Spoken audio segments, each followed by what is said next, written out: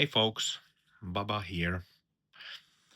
Um, Today in this video, I'm gonna talk about my Kundalini experiences. So Kundalini experiences. Kundalini is discussed very widely in the wide world of spirituality these days.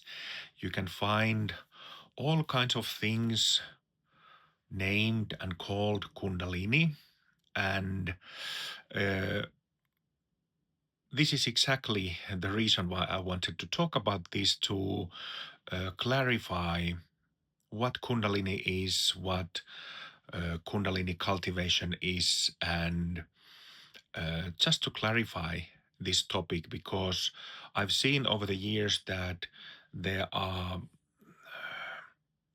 misunderstandings, many misunderstandings about this topic.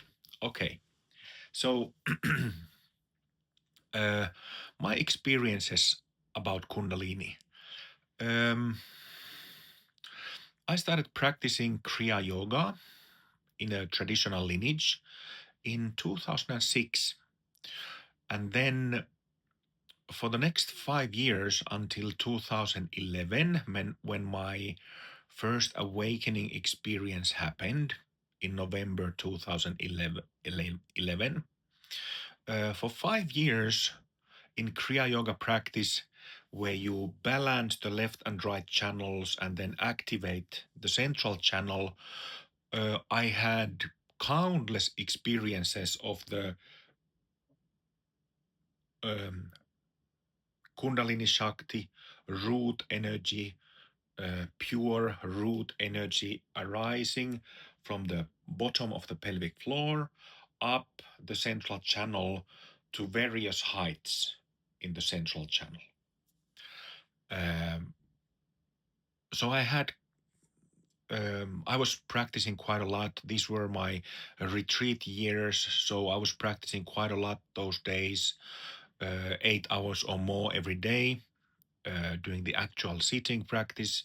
So I had countless, thousands and thousands of times when this root Kundalini came up to various heights, to heart, to throat, to head, close to the crown, and then it went back down again. And um, so, of course, I had also read different things. YouTube wasn't back then like it is now, so there wasn't really much information available. And I had read about this Kundalini rising to the crown and then uh, creating some kind of incredible enlightenment or liberation experience. I had read about it, and of course I was studying also with my guru. uh, she passed away in 2010, Sivakami Om Anandi, and she was also giving me instructions about this. Um, but all in all, I remember that it was kind of a little bit confusing because I just never seemed to get to this incredible enlightenment experience. It just never seemed to happen that even though the Kundalini rose up to the head and to the crown, this something incredible experience or shift or enlightenment or liberation or whatever just never seemed to happen. And this is, of course, this view about the Kundalini rising up the central channel and people using practices to make it rise. This is a very common, what I would now say in retrospect, it's a very common trap. And I'll come back to this in a moment. So, what happened in 2011 when I had my first awakening experience? In open heart, we call this first awakening experience with the technical term first bhumi opening. So, Bhumi is a Sanskrit term and it means literally ground. So first Bhumi opening in English would be first ground opening. But this is just the first awakening experience, which is discussed widely in meditative contemplative traditions.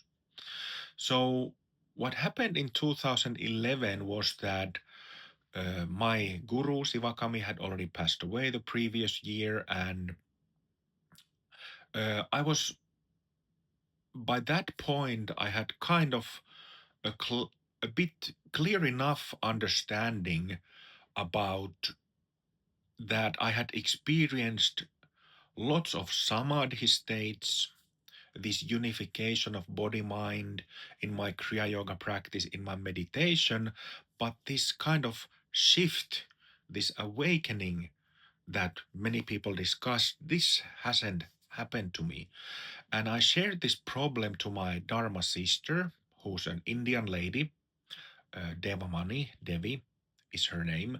I shared this problem with her, and then she came back to me and told me that she had this one, she intuited that she should give me this one mantra of a certain deity, Muruga. Uh, Muruga is the son of Shiva in the Shaivist training system, and that this mantra would solve the problem for me, and it did.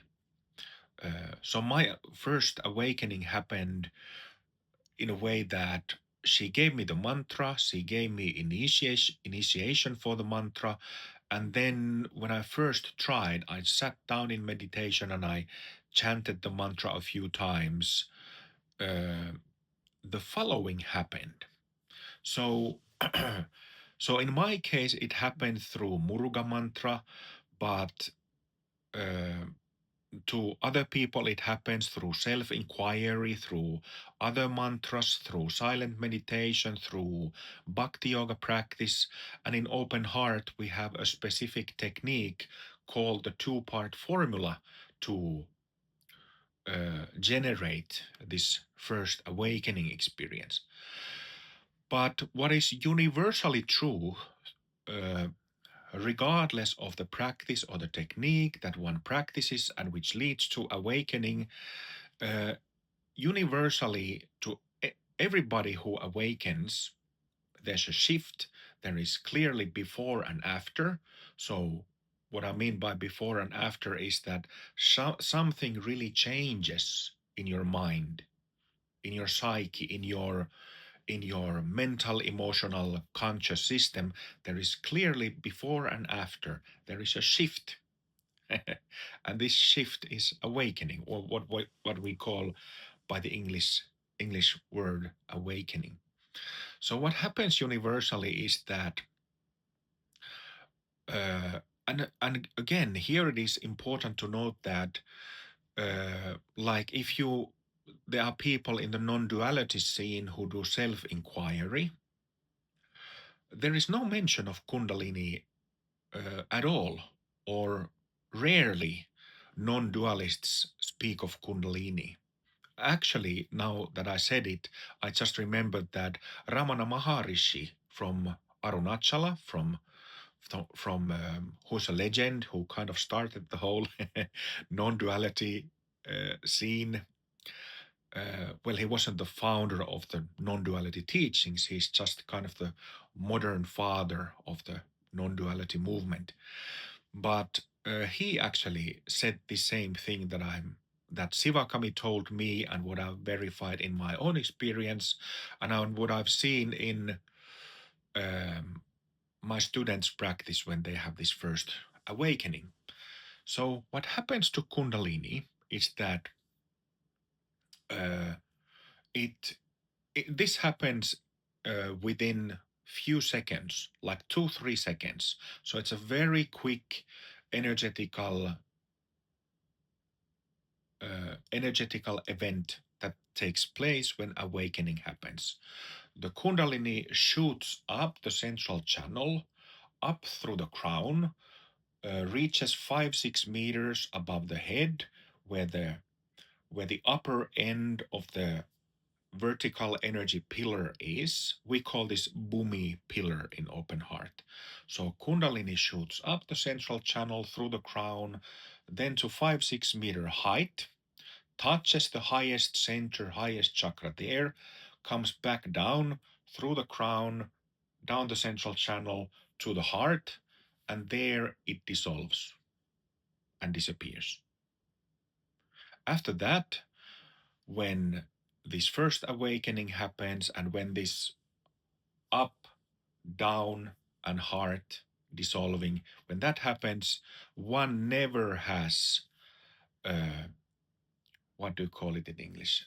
Ascending, descending sensations of Kundalini in the spine, in the central channel ever again. So Kundalini dissolves with the first awakening. And this brings me to very common misunderstanding, well, a couple of misunderstandings um, that, well, there is first, I don't know how this, where this view originated, but there is this view that you kind of have to make the Kundalini, have to bring it up. And there are lots of techniques that are taught that kind of invite the Kundalini to rise, and there are practices that try to make the Kundalini rise. And these kind of practices, whether they are visualizations or breathing practices, pranayama practices, causes lots of problems to lots of people. And that's why if you Google, you go to yoga, meditation, different social media groups or discussion forums, you can always see people there saying the following: I had aggressive rising of Kundalini up the spine, and then something dramatic happened in my meditation. And this was 3 days ago, 3 weeks ago, 3 years ago.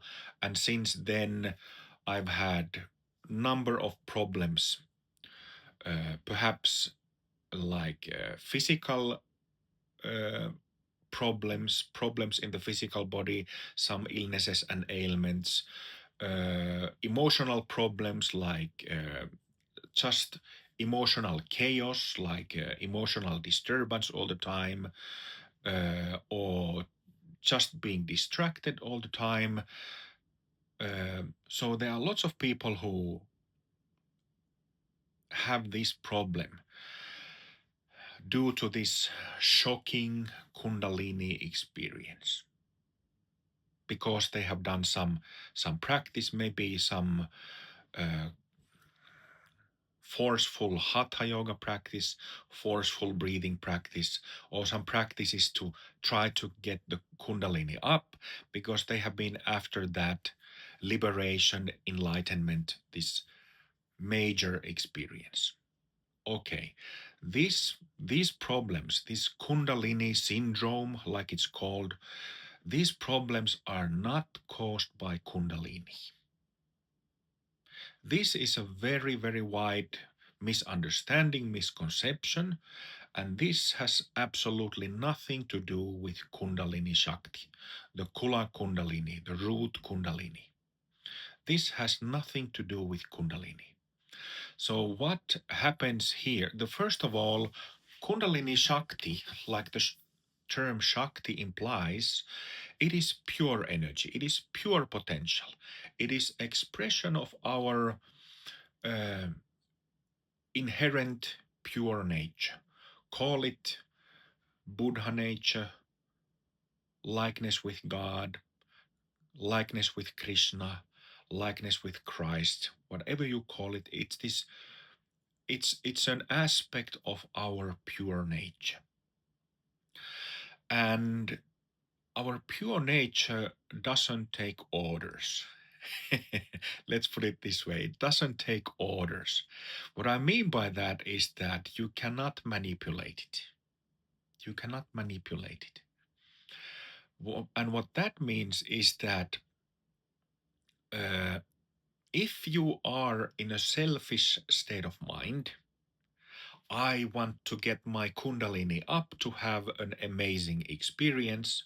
I want to, I will practice this pranayama, this whatever bellows breath or uh, in a certain way. I will do this practice so that my energy comes up and causes some kind of amazing experience. This is what I mean by selfishness. If one has that kind of attitude, you will just burn your fingers, and you might burn your fingers really badly. So if you search and read these Kundalini syndrome stories, people really get into trouble with this kind of attitude and with these practices that are done with this very selfish, very immature, very self-centered kind of narcissistic attitude. Uh, so yeah, it's many of these stories are completely shocking, and this raises the question of all these, different types of people or facilitators or instructors and so on who offer this Kundalini activation. Let's activate your Kundalini and your life will turn into something amazing and magical. Oh, so if your attitude is off, if you're not humble, sincere, if your motivation is not coming from compassion or sincere need, then you're asking for trouble. Then you're really asking for it. And there's lots of facilitators, instructors uh, who are playing with this, but it can really be devastating. Having said that, I remember hearing these warnings that, oh, Kundalini, it's something really dangerous. It can really mess up your life. I remember hearing these stories already 25 years ago when I was starting my practice, that there was this fearful rumors that, oh, Hatha Yoga or some Kundalini practices, breathing practices can really mess you up. Okay. No, it will not mess you up. And again, coming back to my point from a couple of minutes ago. So first of all, these shocking, dramatic experiences, devastating, scary experiences, these have absolutely nothing to do with Kundalini Shakti. This is prana. This is gross vital energy that causes these problems. And it is this gross vital energy, prana, that we can manipulate with breathing practices, with forceful physical practices, and so on. So, this is a very, very big misunderstanding that people um, believe that they're working with Kundalini when it's actually prana. Okay, so Kundalini is very, like I already said, Kundalini is very, very fine, beautiful. It's an expression of our own true self, our own true nature. It is, like the name Kundalini Shakti implies, it is an aspect of the Divine Mother in us. It is an aspect of divinity in us. So it is very fine energy, just absolutely beautiful.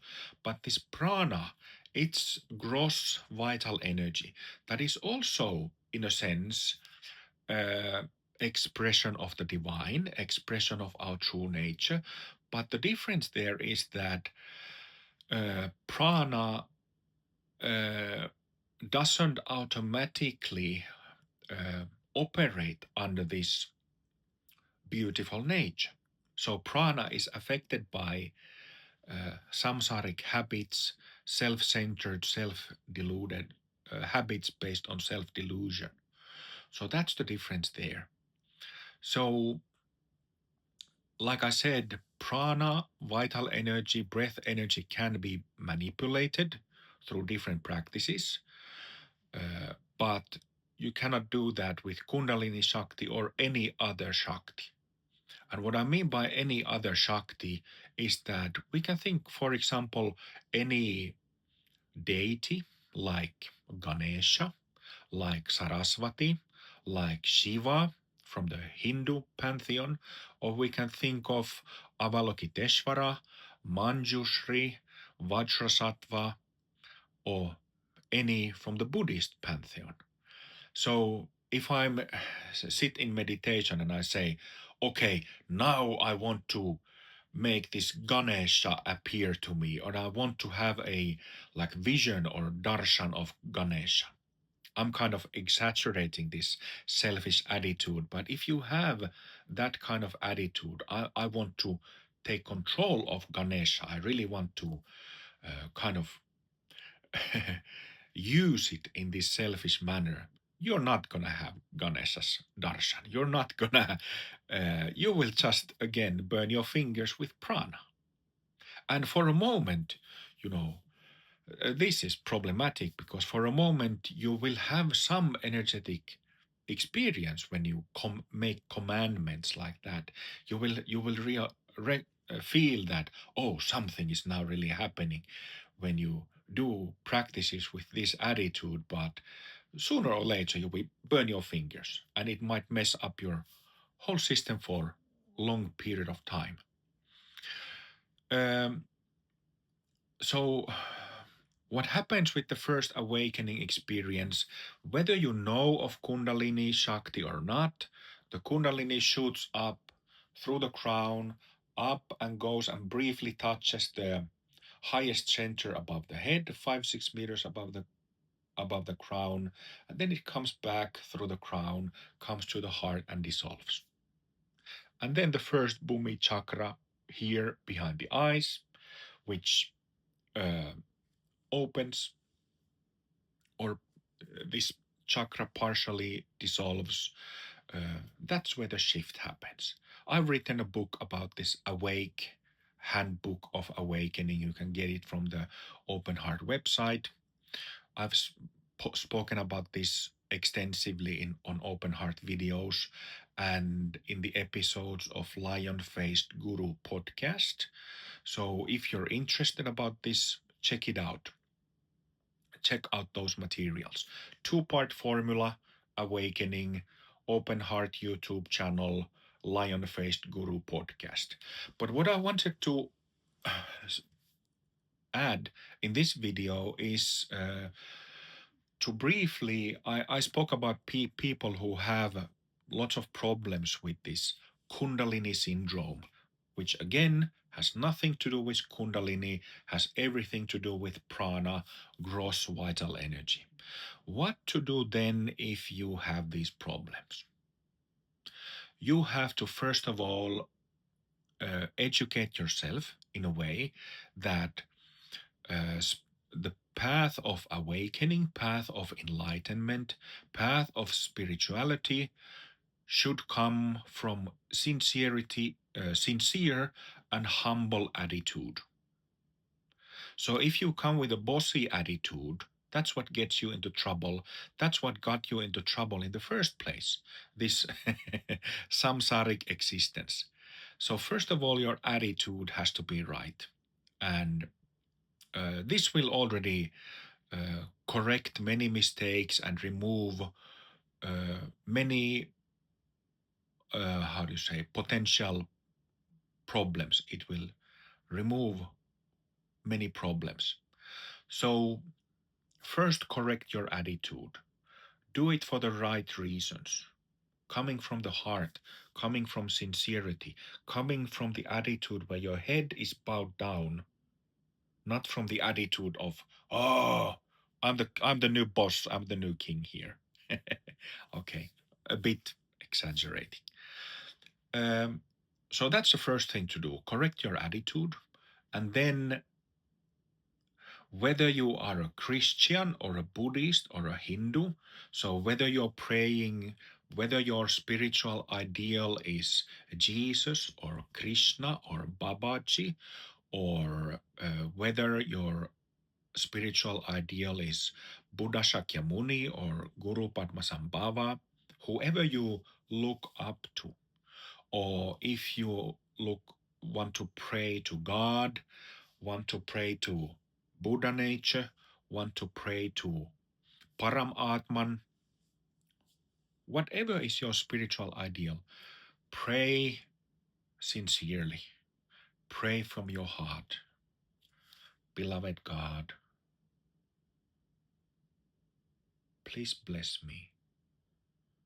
Please give me your blessing so that I can feel it in my heart, so that it clears up my head, so that it calms down my body. Pray sincerely, pray with love, with this kind of attitude. And when you do that, when you pray, when you ask for blessings from any of these masters or God, the blessing will come. Shakti, this beautiful, pure, fine energy, it will come down on you, rain down on you, and it will permeate your whole body, mind, and energetics. So use a prayer from a sincere attitude, and it will calm down the whole system. And what happens then if you have pranic problems? It will, maybe not in the first session or second session, but when you keep doing that for however long it takes, it will balance the prana. It will fix any, how to say, disharmony, any problem, any overactivity that you might have in the pranic system with pranic energy.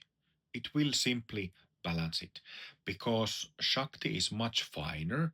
It is energy of our own true nature, that very same nature that all beings share, the energy and nature of God, Christ, Krishna, Buddha nature. So it will automatically balance all imbalances. Okay, 28 minutes. Sorry, I really didn't plan to speak so long. If you have questions about Kundalini or Prana, leave a comment. If you have questions, leave a comment.